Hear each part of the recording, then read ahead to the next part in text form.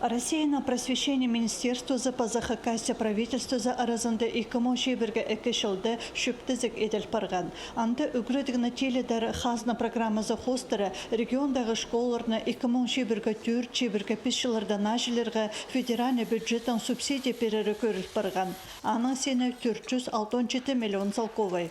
Бүгінгі күнде 11 школа про республикада тықтығы баршы. Анда тықтығы баршы, аның оборудование алчылар, мебель алчылар аның қостыры.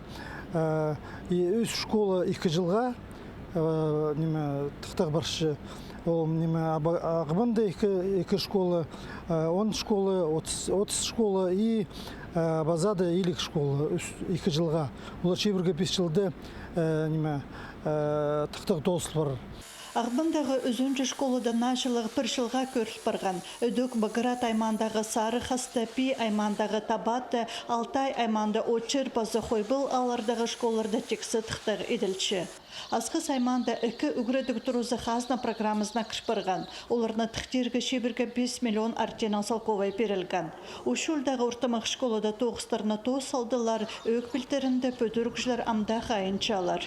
Бүгінгі күнде ол школада 50%-ға темді школа 9 мағат баршанды ол зарының күрзі писаны күніңзей неделя пазның чилчев күршевс ақшылыр жол федеральный ақшы аныңар баны біздің тоже Москва сұрыпшы қади құрылшыл ақшы айдың айға аны күршевс аныңар бүгінгі күнде тоғыстыр қайдады мағат баршы күміс қайдады тыңны барбейшісі пісулерданың жоқ төпшепс, күш төпшепс.